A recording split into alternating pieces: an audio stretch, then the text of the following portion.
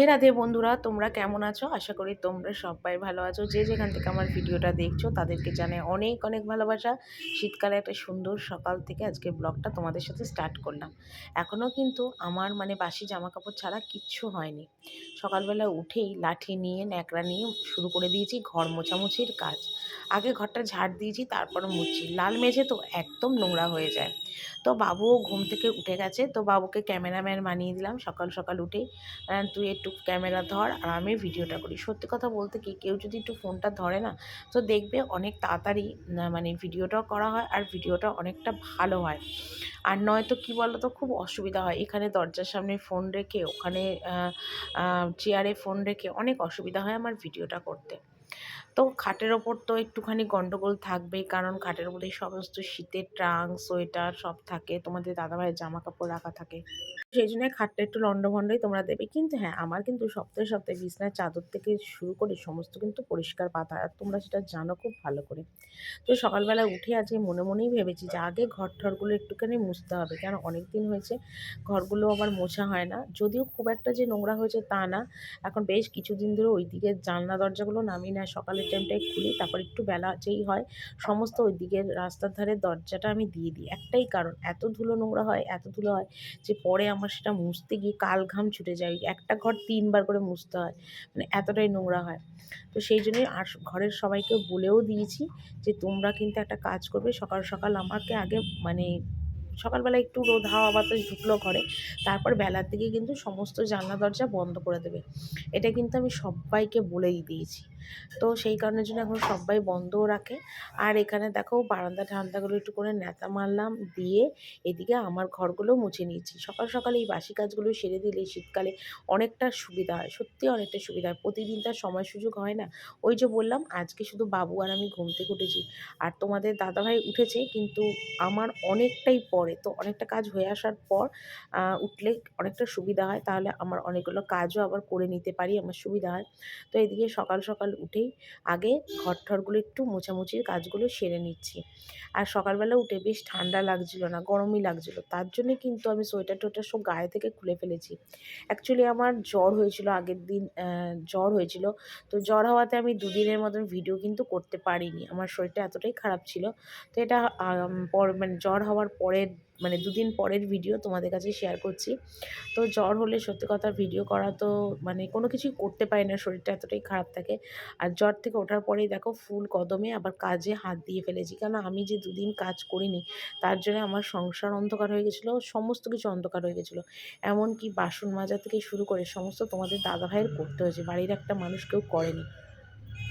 খুবই শরীরটা, আমার জ্বর হলে তো বুঝতেই পারছো, ঠান্ডা জল ঘাঁটতে পারবো না, কোনো কিছু করতে পারবো না। ওষুধ খেয়ে খেয়ে তারপরে নিজের শরীরটাকে একটু ঠিক করছে। ঠিক হয়ে উঠতে না উঠতেই শুরু করে দিচ্ছি জোর কদমে কাজকর্ম। ওই যে বললাম যে ওরমভাবে কাজ অগোছালো হয়ে পড়ে থাকাটা আমার একদম ভালো লাগে না। আমার নিজেরই ভালো লাগে না, তো আমি আর কাউকে বলবো বলো? অনেকে আছে দেখবে কাজের কুড়েমি করে করে না, কিন্তু আমার শরীর ঠিক থাকলে আমি তখন সমস্ত কাজ A to Z গুছিয়ে করে নিই আর কি। তো ওদিকে দেখো একদম ঘর-টর মুছলাম, সব মুছে টুছে সোজা এলাম দেখো ওপরে। আর ওপরে এসে এখন দেখো এখানে জামাকাপড়গুলো আগে ঝপঝপ করে একটু তুলে নিচ্ছি, কারণ বাসি জামাকাপড় ছাড়া হয়ে গেছে আর এগুলো কালকে সমস্ত কাচা। আর এখন তো একদিনে কোনো জামাকাপড় শুকোয় না, দুদিন ভোর রোদে দিতে হয়, আর নয় মেলে রাখতে হয়, তারপর গিয়ে শুকায়। এই একটা সমস্যা। আগে গরমকালে ছাদে মেলা থাকুক আর ঘরে মেলা থাকুক, মোটামুটি 10-12 ঘন্টায় সব শুকিয়ে যেত। আর শীতকালে এখন সব জামাকাপড় শুকোয়ও না, আর এই শুকোনো, মেলা, তোলা, ভাঁজ করা, এই জন্য একটা বিশাল বড় কাজের দাঁড়িয়েছে। আর আমার তো বুঝতেই পারছো কত জামাকাপড় বেরোয়, জামাকাপড়ের আর শেষ নেই। তো এদিকে ওগুলো সমস্ত তুললাম, আর আজকে সকালবেলায় দেখো সমস্ত জামাকাপড়গুলো একটু রোদে দিচ্ছি, কারণ দেখলাম একদম ঠান্ডা আর ভেজা ভেজা। এগুলো যদি সারাদিন বারান্দাতেও মেলে রাখি, এই স্যাঁতস্যাঁতানি ব্যাপারটা যাবে না। আর ছাদে যদি একটু রোদে দিই না, গরম হয়ে তেপে যাবে, জামাকাপড়গুলো শুকিয়ে যাবে, মুড়মুড়া হয়ে যাবে, খড়খড়া টাইপের। আর না এগুলো না কিরকম নেতিয়ে গেছে। তো সেই জন্য আবার ছাদে উল্টে রোদে দিলাম, দরকার হয় পরে এসে একবার করে তুলে নেবো, তবু ভালো। কিন্তু তবু এখন ছাদে জামাকাপড়গুলো আগে একটু রোদে দিই। আর আমাদের সকালবেলা টাইমে ছাদে প্রচণ্ড রোদ হয়, উঠোনটায় রোদ আসতে কিন্তু দেরি হয়, কিন্তু ছাদে প্রচুর রোদ আসে সকালবেলায়। কিন্তু দেখো একটু টাইম হয় না যে ছাদে একটু দাঁড়াবো, ঘুরবো, হাঁটবো, সেই টাইমটা না সকালবেলার টাইমে সত্যিই হয় না।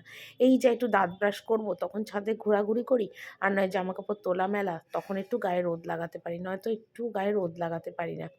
সকালের টাইমে বাপের বাড়ি যখন গেছিলাম তখন কত গায়ে রোদ লাগিয়েছি বলতো, কত উঠোনে ঘুরেছি, বেশ একটা ঠান্ডা আরামও লেগেছিলো। কিন্তু এখন দেখো ঠান্ডাটা এত জবরদস্ত পড়েছে যে কি আর বলবো তোমাদের। তো এখানে দেখো সমস্ত জামা কাপড়গুলো দেখো ভালো করে একদম রোদে মেলে দিলাম, আর যাতে একদম পরে ঘন্টা 2 পরে তুললে শুকিয়েও যাবে। আর এখানে দেখো আজকে দিচ্ছি ছেলের কম্বল, আমার কম্বল, আর বাবুর পিঠের তলায় এই পাতলা কম্বলটা পেতে দিই, কারণ বিছনাটা এত ঠান্ডা হয়ে যায় রাত্রিবেলা যে শোয়া যায় না, সেই জন্য বাবুকে এই কম্বলটা পেতে দিই। এগুলো মানে গায়ে দেওয়ার কম্বল নয়, পেতে শোয়ার মতনই কম্বল। আর যেহেতু আমার জ্বর হয়েছিল, আর ওই জ্বরের মধ্যে কম্বলের তলায় শুয়েছিলাম, তো সেই জন্য আমি ভাবলাম কি ছাদে একটু রোদেও দিই, কম্বলগুলো পয়জনও চলে যাবে, কম্বল তো আর কাচা যাবে না এই ঠান্ডার মধ্যে। যাই হোক একটু রোদে দিই, তাহলে পয়জনটাও চলে যাবে, আর কম্বলগুলো একটু ঝেড়ে ঝুড়ে নিয়ে যেতে পারবো ঘরে। কম্বলগুলো মানে মানে ভালো হবে আর কি, একটু গরম গরম গায়ে কম্বলও দেবো, গায়ে বেশ আরামও লাগবে। সেই জন্যে আবার সমস্ত কম্বলগুলো দেখো সকালবেলা উঠেই আগে ছাদে রোদে দিয়ে দিলাম, যাতে কম্বলগুলো একটু রোদ পায় আর গায়ে দিয়েও একটু আরাম পায়, এই কারণের জন্য, আর কিছু না। আর এইদিকে দেখো ওগুলো সমস্ত রোদে দিলাম, দিয়ে এলাম ওবার বেসিনে একটু দাঁত মাজবো বলে। সকাল থেকে উঠে মানে এদিক ওদিকে কাজ করেছি, দাঁত মাজার সময় সুযোগ হয়নি। তো এখন চিন্তা করলাম চলো আগে দাঁত ঠাতগুলো একটু মেজে নিই তাড়াতাড়ি করে। সকালবেলা উঠে ছোটোবেলার অভ্যাস, ঘুম থেকে উঠে পটি করা আর দাঁত মাজা, এই দুটো অভ্যাস কিন্তু ছোটোবেলা থেকেই আমার। যখন আমার 3 বছর বয়স তখন থেকেই আমার এই অভ্যাসটা, যে আমি সকালবেলা উঠে দাঁত মাজবো। তখন স্কুলে পড়তাম, ছোট্ট 3 বছর বয়সে আমাকে স্কুলে ভর্তি করে দিয়েছিল আমার মা। তো তখন থেকেই আমার এই অভ্যাসটা। আগে শীতকালে কী হতো, এবার সকালবেলা উঠলাম, উঠেতে সকাল থেকে অনেকগুলোই কাজ থাকে, সেগুলো তো করতে হবে টুকিটাকি। কখনো কোনো কাজ আগে করি, কখনো কোনো কাজ পরে করি, মানে আর এটাই হলো কথা, আর কিছু তোমাদের কাছে আর বলার নেই। তো সকালবেলা উঠে সত্যি কথা ঠান্ডার মধ্যে ঠান্ডা জল খেটে কাজ করতে অনেক কষ্ট হয়। তোমাদের না প্রতিটা কথা প্রতিদিন এই কথাটা আমি বলি, যে বিয়ের আগে আমার মা গরম জল করে দিত, গরম জলে মুখ ধুই। তো প্রতিদিন যখন আমি দাঁত মাজি ঠান্ডা জলে বা ঠান্ডা জলের কাজ করি, কাপড় কাচি, চান করি, যেটাই করি না কেন, আমার কিন্তু আমার মার কথা অনেক মনে পড়ে। সত্যি কথা, যে মা মুখের সামনে একটা মগ করে আমায় জল দিত, এনে মুখটা ধুয়ে নে। কিন্তু আজ আমাকে ঠান্ডা জলেই সব কিছু করতে হয়, মুখের সামনে কিছুই দেওয়ার নেই। সেই জন্যই বলে বাপের বাড়ির আরাম, বাপের বাড়ির সুখ সত্যিই আলাদা, সেটা শ্বশুরবাড়িতে হাজার খুঁজলেও কিন্তু পাওয়া যাবে না। আমার অন্তত সেটাই মনে হয়, যতই হয় পয়সা দিয়েও মনে হয় কিনে খুঁজে পাওয়া যাবে না। মানে বাপের বাড়ির সুখ আর শ্বশুরবাড়ির সুখের মধ্যে এতটাই পার্থক্য থাকে। তো এখানে দেখো জামা কাপড়গুলো সমস্ত মানে মানে উপরের কাজ তো সেরে এলাম, আর নিচে এসে এখন ভাবলাম বিছনার চাদরটা একটু তুলি। সকালবেলা উঠে তখন তোলা হয়নি, তো এখন ভাবলাম বিছনার চাদরটা তুলি। তবে এখন আর চাদর পাতার টাইম নেই, কারণ আমার নিচে যেতে হবে, কাজ আছে। তো এখন আপাতত বালিশের ওষার, বালিশের ঢাকনা, এগুলো সমস্ত এখন তুলছি, তুলে দিচ্ছি। আর তুলে দিয়ে একবারে বালতিতে কাঁচার জায়গায় রেখে আসবো। আর বেলার দিকে রান্নাবান্না সেরে এসে তারপরে বিছনার চাদরটা তুলবো, কারণ আমার সত্যি আর এখন টাইম নেই। বিছনার চাদর, বালিশের ওষার এগুলোকে সমস্ত পাতা, এখন আর কোনো টাইম নেই, এখন আমাকে এগুলোকেই এটাই করতে হবে। তো এখানে দেখো জামা কাপড়গুলো সমস্ত তুললাম, আর তুলে দেখো এখানে বালিশগুলো এখন আপাতত তুলে দিই, কারণ এইভাবেই রেখে যেতে হবে, কারণ সবাই উঠেও গেছে আর তাড়া দিচ্ছে, আবার গিয়ে সবাইকে চা দিতে হবে মুখের সামনে। আমি না সবার মুখে মুখে চলি, কিন্তু আমার কথা বা আমার মুখে মুখে চলার কিন্তু কেউ নেই। সকালে একবারে স্নান করলাম, বা সমস্ত কাজকর্ম সেরে গরম জল করলাম, করে স্নান করলাম, স্নান করেই মাত্র নিচে এলাম। তো এবার চা বসাবো, চা খাবো, নিয়ে তারপরে রান্নাবান্নার কাছে হাত দেবো। চলো সারাদিন দেখতে থাকো কী করি কী না করি। একদম কেটে কুটে সমস্ত কিছু গুছিয়ে নিয়েছি। তো আজকে রান্না করবো ফুলকপি আলুর রসা, আর লাউ দিয়ে মূলো দিয়ে মুগের ডাল, ব্যাস আর কিছু করবো না, ঠিক আছে। এই হলো আজকে রান্না, নিরামিষই রান্না হবে। তারপর রান্না বান্নাটা করে নিই, তারপর তোমাদের একবার দেখিয়ে দেবো। তোমাদের দাদাভাই আজকে কোনো সবজি বাজার করেনি, কারণ সব সবজি বাজারই আজকে ছিল, তো সেই জন্য আর করেনি। যেটা ছিল সেটা দিয়ে আজকে ঘরে রান্না হচ্ছে। তো একবার রান্না করে নিই, তারপর তোমাদের দেখাবো। চলো তোমাদের একবার রান্নাটা দেখিয়ে দিই। এখানে ভাত আলু সিদ্ধ দিয়েছি, আর এখানে দেখো ফুলকপি আলুর রসা রয়েছে, করেছি। আর এখানে করেছি দেখো মুগের ডাল লাউ দিয়ে পেঁপে দিয়ে, আর এখানে আছে পাঁপড় ভাজা, ঠিক আছে। এইগুলো আজকে আমার রান্না। তো মোটামুটি রান্না বান্নাটা কমপ্লিট করে আবার এলাম ছাদে জামা কাপড়গুলো এখন তুলতে, কেননা সেই সকালবেলা রোদে দিয়েছিলাম, সব শুকিয়ে গেছে। কম্বলগুলো তো আগেই তুলে নিয়ে গেছিলাম এক ফাঁকে এসে, সেটা তোমাদের কাছে ভিডিওটা করতে পারিনি। আর এখন এসছে এই জামা কাপড়গুলো সব তুলতে। কারণ ননদ আবার সমস্ত জামাকাপড় বললো কাচবে মেলবে, তো সেই জন্য ছাদটা ফাঁকা করে দিতে বললো। তো সেই জন্যই ছাদটা ফাঁকা করে দিচ্ছি আর কি। আর তাছাড়া আমার সব শুকিয়েও গেছে, মোটামুটি আমার কাজকর্ম কমপ্লিটও হয়ে গেছে। তো ভাবলাম চলো এগুলো সব তুলে নিই, কেননা কাজ যত ফেলে রাখবো তত পড়েই থাকবে। তার থেকে এটা ভালো যে কাজকর্ম যতটা পারো তাড়াতাড়ি করে গুছিয়ে করে নেবো। শীতের বেলা হলো ছোটোবেলা, রোদ থাকতে থাকতে যতটা কাজ করে নেবে ততটাই তোমার মনে হয় অনেকটা সুবিধা হবে। তো যতটা পারি এইভাবেই কাজগুলোকে আমি করার চেষ্টা করি, তাড়াতাড়ি করে সুন্দরভাবে। আর যেটুকুনি করি না করি সবটাই কিন্তু তোমাদের কাছে আমি সব সময়তেই শেয়ার করি।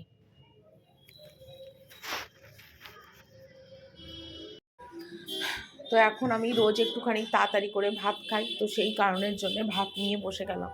কারণ আগে শাশুড়ি ননদ সবার সাথে ভাত খেতাম, কিন্তু যবে থেকে আমার শরীরটা ভীষণ খারাপ হয়েছে তবে থেকে আমি এখন দুপুর 2টো থেকে 2:30টার মধ্যে প্রতিদিন ভাত খেয়ে নিই।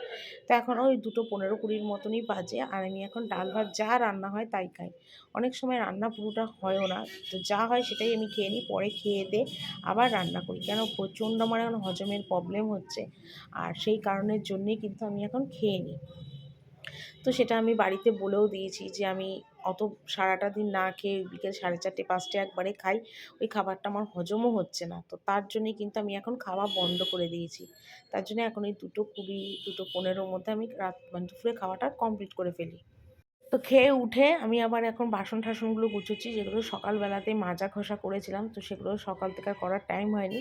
তো এখন এইগুলোকে একটু গোছাচ্ছি, আর এখন এরকমই সিস্টেম আমি করে ফেলেছি সত্যি কথা বলতে কি, খেয়ে দিয়ে নিয়ে তারপর যা বাকি কাজকর্ম থাকে সেটা। আর যদি চান করার হয় তো সকালবেলা উঠে একদম বাসি কাজকর্ম সারি, চাটা খাই, তারপরেই কিন্তু আমি সকালবেলার বাসি বাসন মাজার পরে তারপরে কিন্তু আমি স্নানও করে ফেলি। মানে পুরো আমার মানে নিয়ম রুটিনটা আমার শরীরের জন্যে কিন্তু আমি বদলে দিয়েছি। আগে কিন্তু সত্যি কথা বলতে কি অন্যরকম সিস্টেমে অন্যরকম নিয়মেই কাজকর্ম করতাম বা খেতাম, কিন্তু এখন দেখছি শরীরে পারমিট করছে না, পারছি না। মানে শরীর দুদিন পর পরই খারাপ করছে, হজম হচ্ছে না, পেটের ব্যথা, বুকের ব্যথা, গ্যাস অম্বল, তারপর ডাক্তার দেখাচ্ছি। সব মিলিয়ে মিশিয়ে জন্যে নিজের রুটিনটা পুরোপুরি আমি চেঞ্জ করে ফেলেছি।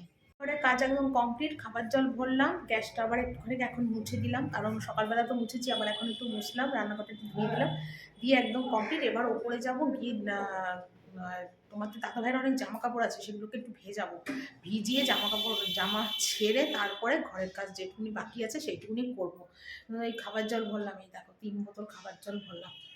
ঠিক আছে, তো চলো আবার পরে কথা বলি।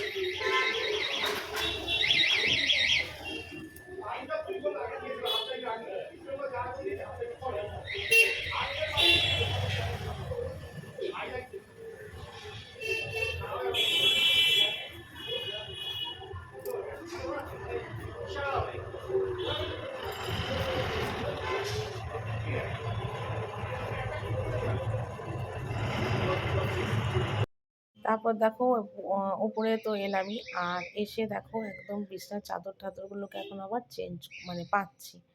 তো এখানে এলাম, আর এসে কিন্তু আমি একদম মানে কি বলবো, সকালবেলায় যেহেতু আমার বিছনা পাটি তোলা হয়ে গেছিলো, পাতাটা আর হয়নি, সেই জন্য এখন পাচ্ছি। তো আর সকালবেলায় ঘর মোছামুছির কাজগুলো হয়ে গেছিলো, তার জন্য একদম ফ্রেশ হয়ে এলাম, জামা কাপড়টা আবার চেঞ্জ করলাম। কারণ কি বলবো আর, মানে সারাদিন ধরে ওইটা পরেই রয়েছে, রান্না বান্না করলাম, টুকিটাকি বাসন কোসন মাজলাম, সব কিছু করলাম। সেই জন্য আমার তো জানোই যে সারাদিন আমি 3টে করে নাইটি প্রতিদিন চেঞ্জ করি। তা আবার চেঞ্জ করলাম, হাত মুখ ধুলাম, ধুয়ে আবার এলাম ঘরে, এসে এখন বিছানার চাদরটা পাচ্ছি আর বালিশ শোষাগুলো লাগাবো, তাহলেই কিন্তু আমার মোটামুটি কাজটা কমপ্লিট হয়ে যায়।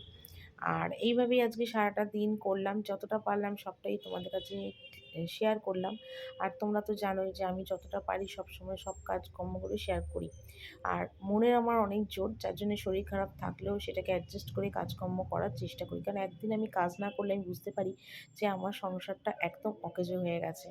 আর সেই সবের জন্যে আরও আমাকে উঠে বসতে হয়, যে না আমাকে কাজ করতে হবে, আমাকে ভিডিও করতে হবে, আমাকে অনেক পথ এগোতে হবে, অনেক কিছু করা আমার এখনও জীবনে বাকি। এইসব মনের মধ্যে চিন্তাভাবনা করে মনোবল বাড়িয়ে তারপর কিন্তু আমি সমস্ত কাজকর্ম করি। আর বলেছি একদিনই তোমাদের যে আমি কাজকর্ম করতে কিন্তু খুব ভালোবাসি। কাজ না থাকলে না আমার যেন আরও সময় কাটতে চায় না। কাজের মধ্যে থাকলে সত্যি মনটা আমার অনেক ফ্রেশ থাকে। তো তারপর দেখো এখানে এলাম, এবার বালিশের বিছনাগুলো, বালিশের ওষারগুলো লাগাবো। তো এইটা করলে মোটামুটি আমার কমপ্লিট। তারপর আর এখন তো আমি আর দুপুরবেলায় খেয়ে নিই বলে আর বিকেলে খেতে যাওয়ার কোনো ব্যাপার নেই। তবে শাশুড়ি ননদকে রোজই খেতে দিতে যাই। এটার একটা কারণ আছে, খেতে না দিতে গেলে হয়তো বলবে নিজের খাওয়া হয়ে যায় আর আমাদের আর খেতে দিতে আসে না। দেখো শ্বশুরবাড়িতে না যতই দেখবে করো না কেন, কিন্তু কিছু না কিছু খুঁত, কিছু না কিছু ভুলভ্রান্তি কিন্তু শ্বশুরবাড়ির মানুষজন বার করবে, এটা কিন্তু নিয়ম। আর এটা কিন্তু আজকের নিয়ম না, এটা যুগ যুগ ধরে নিয়ম হয়ে আসছে। যতই তুমি মন মতো চলার চেষ্টা করো না কেন, মন মতো কাজকর্ম করো না কেন, তবুও একটা বউদের বদনাম আছে যে সে কী করে, সারাদিন তো কিছুই করে না, তাহলে কী হবে। এই কথাটা কিন্তু সবসময় শ্বশুরবাড়ির বউদের কিন্তু বদনাম হয়েই আছে। তো যাকগে, সেটা সব শ্বশুরবাড়িরই হয়তো হয়, আবার কিছু কিছু শ্বশুরবাড়ি হয়তো হয়ও না। আমার ক্ষেত্রে যেটা, সেটা আমি তোমাদের কাছে শেয়ার করি সব সময়। তো যাকগে, ওইসব কথা বলে আর লাভ নেই। এক কথা প্রতিবার প্রতিদিন বলে তো লাভ নেই, তোমরাও বোরিং হয়ে যাবে, তোমাদেরও ভালো লাগবে না। তাই ভালো কথা ভালো কাজ এটাই তোমাদের কাছে শেয়ার করি। আর ওটাই আমি এইভাবেই শেয়ার করে যেতে চাই, যাতে সবার সবার সব কিছু ভালো লাগে। তো এখানে বালিশের বিছনা টিছনাগুলো দেখতেই পারলে একদম ফিটফাট করে গুছিয়ে নিলাম। আর বিছনা টিছনা পরিষ্কার থাকলে, ঘর পরিষ্কার থাকলেও দেখবে মনটাও অনেকটা আমার মনে হয় ভালো লাগে। তো আমিও সেটা সুন্দরভাবে আবার গুছিয়ে টুছিয়ে নিলাম আর কি। তারপরে আবার তারপর তো বিকেল বিকেল তো এই করতে করতে প্রায় এখন 3:30 পৌনে 4টের মতন বাজে। আর বাবু এখনও ঠাকুরঘর থেকে আসেনি, ঠাকুরঘর থেকে এলে তারপর যাব আবার খেতে দিতে। এটা তো আমার রোজকার কাজ, তোমরা তো জানোই। তো এইমাত্র বাবুর জন্য নিয়ে এলাম দুধ আর কেলক্স নিয়ে এলাম বাবুকে। এখন দিলাম আর ঘড়িতে বাজে এখন 5:30। তো নিয়ে এলাম, বাবু এখন খাবে। আর আমার তো খাওয়া এখন 2-2:30টার মধ্যে আমি খেয়ে নিচ্ছি, শরীর ঠিক নেই বলে। আর বাবুকে এখন দুধ খেলেছিলাম, বাবু খেলো। আর ওখানে দেখো প্রচুর জামা কাপড় ভাঁজের আছে, কিন্তু আজকে আমি পারবো না, আমার শরীরটা ঠিক ভালো নেই। কালকে হয়তো ভাঁজ করবো, আজকে আর ভাঁজ করবো না। ঠিক আছে, তো চলো বন্ধুরা, আজকের মতন ভিডিওটা এখানেই শেষ করছি। কালকে একটা সুন্দর ভিডিও নিয়ে চলে আসবো। টাটা।